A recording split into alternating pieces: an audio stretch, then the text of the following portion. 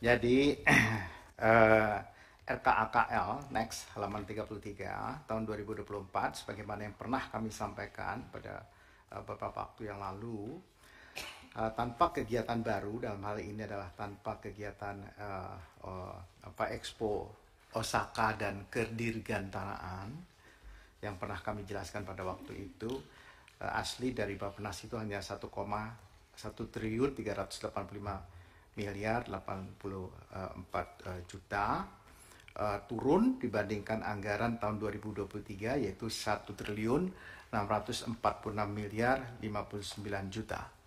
Jadi harus dibandingkan itu. Dan kemudian 716,90 miliar itu karena pertama adalah Expo di Osaka, sekitar 506,9 miliar. Kemudian inisiasi penguatan ekosistem kedirgantaraan 2022-2045 210 miliar. Jadi kami hanya kamarnya aja melewati kami terkait ini. Kemudian program-programnya juga tidak ada yang bergeser dari yang 1 triliun 385 miliar itu, kecuali yang memang misalnya yang terkait dengan penyelenggaraan dari Expo di Osaka dan Kedirgantaraan gitu. Kemudian indikator kerja utama target pada tahun 2024 ya, kami berharap bisa semuanya bisa jadi 100%, tapi untuk indeks perencanaan pembangunan nasional ini yang merupakan integrasi dari semua dan sinkronisasi serta sinergi perencanaan pembangunan nasional dari seluruh matra pembangunan, mudah-mudahan bisa 95. Kemudian efektivitas pengendalian pembangunan nasional sebagaimana yang direkomendasikan oleh Komisi 11 untuk pengendalian pembangunan nasional yang ditindaklanjuti oleh KL, itu berharap bisa sampai 100%. Kebijakan pembangunan nasional yang inovatif, presentasi rekomendasi kebijakan inovasi pembangunan nasional yang dijalankan oleh KL, berharap bisa menjadi 100%. Jadi ketiga hal ini ya merefleksikan fungsi dan peran Bappenas dalam siklus perencanaan, pengendalian, dan prakarsa strategis.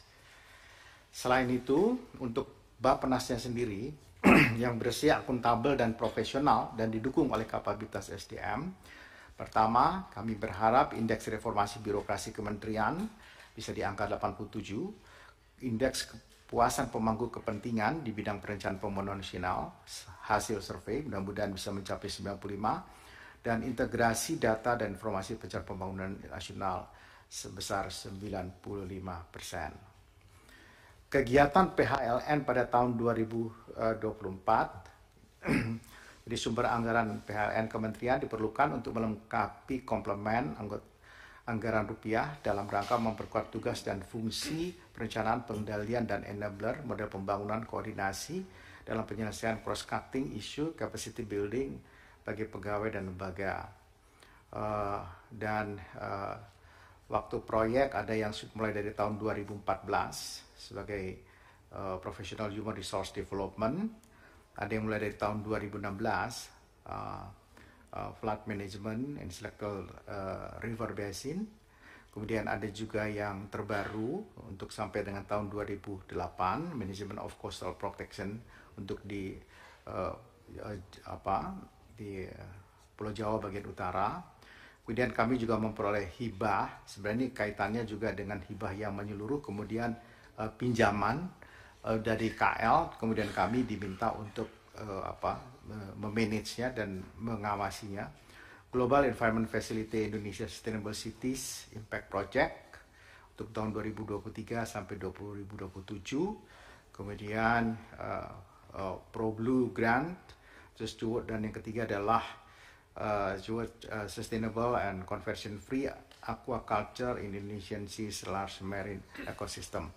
Totalnya ini kalau dalam rupiah adalah sekitar 46 miliar Pak Dolfi.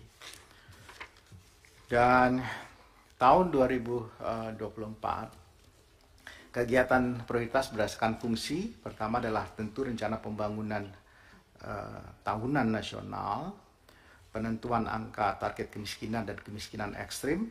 Kemarin sudah diputuskan di Komisi 11, jadi kami masukkan kemiskinan ekstrim, tingkat pengangguran terbuka, serta rasio Gini, konsep kebijakan reformasi sistem pensiun dan single salary bagi ASN, penguatan tata kelola perencanaan dan peran clearinghouse untuk menajamkan perencanaan major project, penyelenggaraan Musrenbang NAS, penyusunan kebijakan transformasi ekonomi Indonesia, koordinasi perencanaan dan penyiapan kegiatan dibiayai dari berbagai instrumen pembiayaan, kemudian koordinasi strategis penyusunan revisi undang-undang sistem perencanaan pembangunan nasional. Kemudian untuk rencana pembangunan jangka nasional menengah, kami ditugaskan untuk menyusun RPJMN 2025-2029 dengan fokus penyiapan fondasi transformasi yang ditekankan pada pembangunan sumber daya manusia untuk semua yang berkualitas, pengembangan kapasitas riset dan inovasi, serta pembangunan berkelanjutan. Kemudian yang terakhir adalah rencana pembangunan nasional jangka panjang. Ini kegiatan perizinan yang berdasarkan fungsi. Kemudian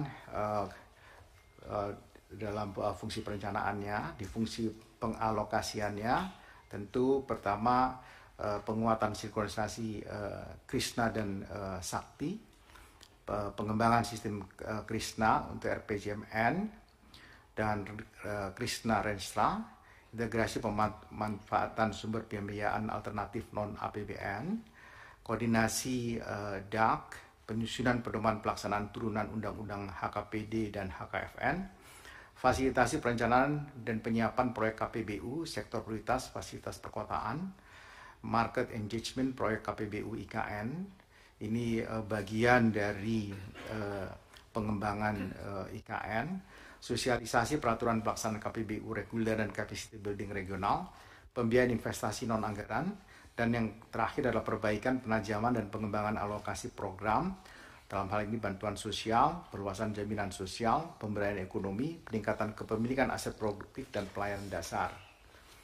Dalam hal fungsi pengendalian adalah memantau dan mengevaluasi pelaksanaan Renja KL melalui sistem aplikasi eMonef yang sampai hari ini masih kami laksanakan, sinkronisasi Krishna Sakti dan eMonef, pengendalian dan evaluasi pencapaian prioritas nasional, kemudian monitoring pengendalian pelaksanaan Renja dan EKL termasuk spending better, monitoring dan evaluasi pelaksanaan kegiatan PHLN, PDN, dan SPSN, dashboard pencapaian prioritas nasional, penghargaan pembangunan daerah.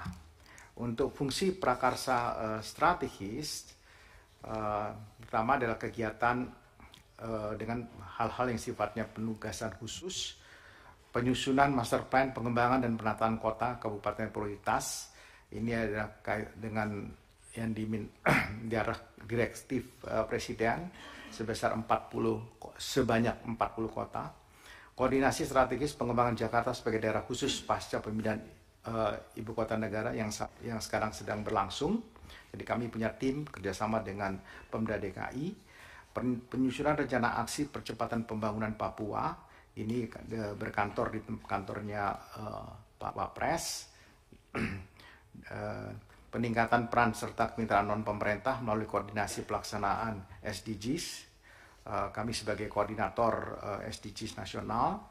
Satu Data Indonesia, kemudian pelaksanaan SPBE, pengembangan Geopark, Rexosec, kemudian koordinasi persiapan rencana pemindahan ibu kota, penguatan platform sistem pangan nasional, dan koordinasi penyelenggaraan Osaka World Expo. Dan tadi berdasarkan kegiatan berdasarkan fungsi ini, dan untuk tahun 2024, untuk bagian inovasinya, tadi penugasan khusus adalah pengembangan dan perluasan uji coba monografi desa digital. Ini yang kemudian juga melahirkan Rexosec, model kolaborasi lintas sektor desa Cemara, penuntasan prototyping N219 amfibi menuju komersialisasi. Ini yang tadi dibiayai dengan angka sekitar 200-an miliar. Penataan dan penguatan pendampingan pembangunan. Ini kami ingin memaksimalkan, mengoptimalkan para perencana-perencana ahli senior di daerah, pelaksanaan reformasi sistem perlindungan sosial terkait dengan Rexosec, peningkatan kapasitas dan kualitas perencanaan pembangunan daerah, bersamaan dengan nomor 4, peningkatan peran serta kemitraan non pemerintah melalui pengembangan kerja sama-sama Selatan dan Triangular KSST. Ini Bappenas sebagai pengampu, kita Indonesia ditunjuk menjadi salah satu co-chair dari 4 pimpinan untuk pengembangan kerjasama Selatan-Selatan. Koordinasi pembangunan perkotaan dan desa terpadu, penyusunan Integrated Tourism Master Plan, dan kemitraan bisnis antara petani dan mitra pelaku pasar melalui Promoting Rural Income.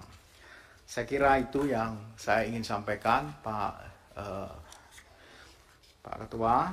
Nanti masing-masing dari unit eselon 1, 2, 3, 4, kalau memang diizinkan, kalau diperlukan kami akan sampaikan. Terima kasih. Assalamualaikum warahmatullahi wabarakatuh.